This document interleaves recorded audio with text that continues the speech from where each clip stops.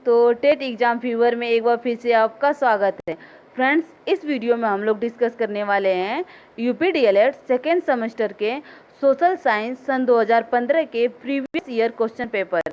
तो फ्रेंड्स, यदि आपको ये वीडियो पसंद आती है तो प्लीज़ ज़्यादा से ज़्यादा लाइक, शेयर और सब्सक्राइब कीजिएगा। तो चलिए वीडियो शुरू करते हैं। फ्रेंड्स, पहला प्रश्न है, चोल काल निर्मित सर्वोत्कृष्ट प्रतिमा है। तो फ्रेंड्स, चोल काल के समय निर्मित सर्वोत्कृष्ट प्रतिमा नटराज की प्रतिमा है। और फ्रेंड्स, चोल वंश की स्थापना विजयालय ने की थी। इसने तंजौर को अपनी राजधानी बनाया था। ओके, तो चलिए अगला प्रश्न देखते हैं। अगला प्रश्न है, वह सुल्तान जिसने कारखानों को इक्ता का नाम दिया था। तो फ्रेंड्स, इल्तुतमिश ने कारखानों को इक्ता का नाम दिया था। और फ्रेंड्स, इल्तुतमिश के द्वारा ही तुर्क ए चालकाई प्रणाली का प्रारंभ किया गया था। ओके, तो चलिए अगला प्रश्न देखते हैं। अगला प्रश्न है, अढ़ाई दिन का झोपड़ा स्थित है। तो फ्रेंड्स, अढ़ाई दिन का झोपड़ा अजमेर में स्थित है। ओके, और फ्रेंड्स, अढ़ाई दिन के झोपड़े का निर्माण गुलाम वंश के संस्थापक कुतुबुद्दीन ऐबक के द्वारा करवाया गया था।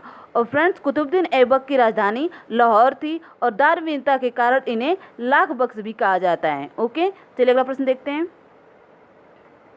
अगला प्रश्न है फ्रेंड्स, हिजरी संवत चलाया गया था। तो फ्रेंड्स, इस प्रश्न में थोड़ा कुछ कन्फ्यूजन है, इसको हम लोग अगले वीडियो में डिस्कस करेंगे। तो अगला प्रश्न देखते हैं। अगला प्रश्न है, खानवा युद्ध के लिए प्रसिद्ध क्षेत्र स्थित है। तो फ्रेंड्स, खानवा युद्ध के लिए प्रसिद्ध क्षेत्र स्थित है फतेहपुर सिकरी में। और खानवा युद्ध 1527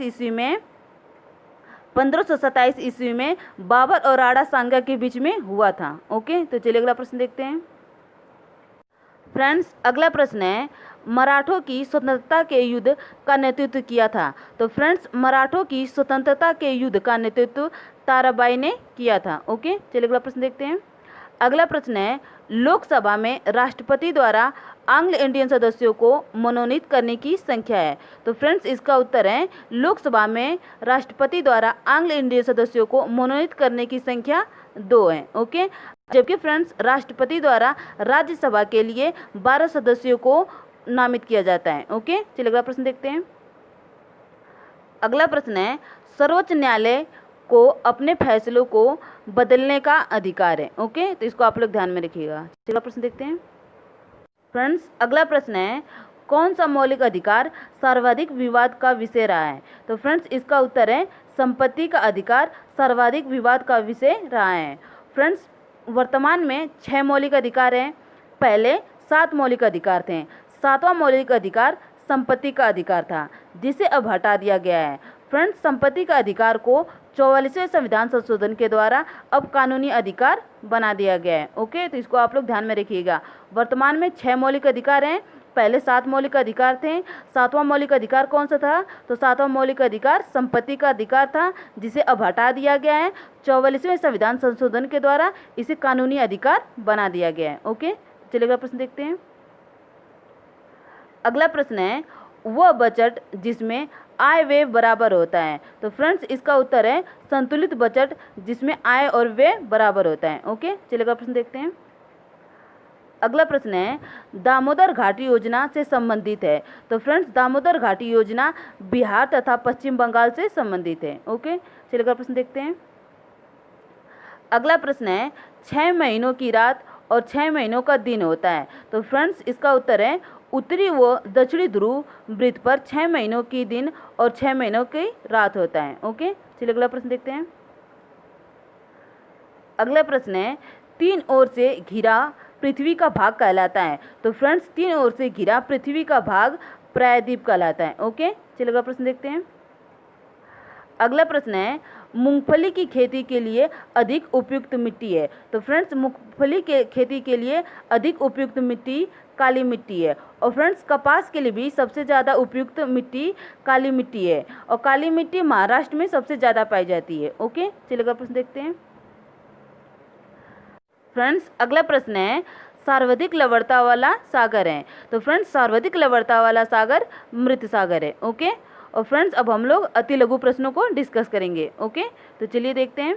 पहला प्रश्न है, संतलत युग में चरसा शब्द किससे संबंधित है? तो फ्रेंड्स संतलत युग में चरसा शब्द सिंचाई के लिए प्रयोग किए जाने वाली चमड़े की बाल्टी है। ओके, चलिए देखते हैं प्रश्न।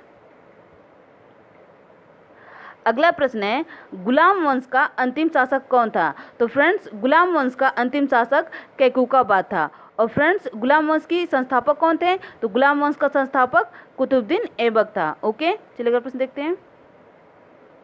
अगला प्रश्न है, मंगोल आक्रमण से भारत की उत्तर पश्चिम सीमाओं को सुरक्षित रखने के लिए बलबन ने कौन से कार्य किए? तो फ्रेंड्स इसका उत्तर है, उसने अपने बेटे मोहम्मद खान को लड़ने भेजा। ओके, चलिए अगला प्रश्न देखते हैं। अगला प्रश्न है, दिल्ली के अधिकांश सुल्तानों द्वारा खलीफा के पद को संभावित करने का वास्तविक लक्ष्य क्या था? तो फ्रेंड्स इसका उत्तर है, सुल्तान खुद को खुदा का प्रतीक समझते थे। ओके, चलिए अगला प्रश्न देखते हैं। फ्रेंड्स अगला प्रश्न है, सल्तनत काल में तूतीय हिंद मीन्स भारत का तोता की उपाधि मिली थी। तो फ्रेंड्स अमीर खुसरो को तूतीय हिंद की उपाधि मिली थी। ओके, और फ्रेंड्स अमीर खुसरो की एक बहुत ही महत्वपूर्ण रचना है जो परीक्षाओं में कई बार पूछा गया है, इसको आप लोग ध्यान में रखिएगा। तुगलकनामा, ये परीक्षाओं में कई बार पूछा गया है, अमीर खुसरो की रचना है। ओके, तो इसको आप लोग ध्यान में रखिएगा। चलिए अगला प्रश्न देखते हैं। फ्रेंड्स अगला प्रश्न है, शिवाजी के समय सरसों बाजार किसे कहा गया? तो फ्रेंड्स इसका उत्तर है, किसी क्षेत्र के विशेष प्रतिनिधि या सेनापति को कहा जाता है। और फ्रेंड्स शिवाजी का जन्म सिवनेर के दुर्ग में हुआ था और इनकी माता का नाम जीजाबाई था और इनके पिता का नाम शाहजी था। ओके, चलिए अगला प्रश्न देखते हैं।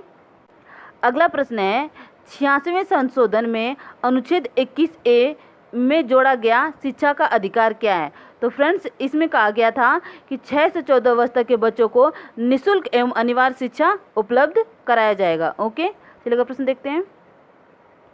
अगला प्रश्न है, समवर्ती सूची किसे कहते हैं? तो फ्रेंड्स जिसमें केंद्र व राज्य दोनों के विषय में कानून बनाए गए हैं उसे समवर्ती सूची कहते हैं। फ्रेंड्स शिक्षा भी समवर्ती सूची के अंतर्गत आता है। ओके, चलिए अगला प्रश्न देखते हैं। फ्रेंड्स अगला प्रश्न है, FIR का पूरा नाम लिखिए। तो फ्रेंड्स इसका उत्तर है फर्स्ट इंफॉर्मेशन रिपोर्ट। ओके, चलिए अगला प्रश्न देखते हैं। अगला प्रश्न है, सेल कितने प्रकार के होते हैं? तो फ्रेंड्स सेल 3 प्रकार के होते हैं, आग्नेय सेल, अवसादी सेल, रूपांतरित सेल। ओके, चलिए अगला प्रश्न देखते हैं। अगला प्रश्न है, सुएज नहर किन सागरों को जोड़ती है? तो फ्रेंड्स सुएज नहर लाल सागर व भूमध्य सागर को जोड़ती है। ओके, चलिए अगला प्रश्न देखते हैं। अगला प्रश्न है, टुंड्रा प्रदेश में चलने वाली हवाओं को किस नाम से जानते हैं? तो फ्रेंड्स टुंड्रा प्रदेश में चलने वाली हवाओं को पछुआ पवन के नाम से जाना जाता है। ओके, चलिए अगला प्रश्न देखते हैं। अगला प्रश्न है, अमेजन तथा जायरे घाटी के लोगों के मुख्य व्यवसाय क्या थे? तो फ्रेंड्स इसका उत्तर है पशुपालन, मत्स्य पालन, दुग्ध उद्योग। ओके, व्यवसाय थे। चलिए अगला प्रश्न देखते हैं। अगला प्रश्न है, आग्नेय सेल के उदाहरण बताइए। तो फ्रेंड्स आग्नेय सेल के उदाहरण ग्रेनाइट और बेसाल्ट हैं। ओके, चलिए अगला प्रश्न देखते हैं। अगला प्रश्न है, पैंजिया किसे कहते हैं? तो फ्रेंड्स भूस्खलन के कारण जो भूखंड निर्मित होता है उसे ही पैंजिया कहते हैं। ओके, तो फ्रेंड्स आज हम लोगों ने अच्छे से डिस्कस किया UPDLED second semester social science के प्रीवियस ईयर सन 2015 के क्वेश्चन पेपर। ओके, तो फ्रेंड्स यदि आपको ये वीडियो पसंद आती है तो प्लीज़ ज़्यादा से ज़्यादा लाइक, शेयर और सब्सक्राइब कीजिएगा। धन्यवाद।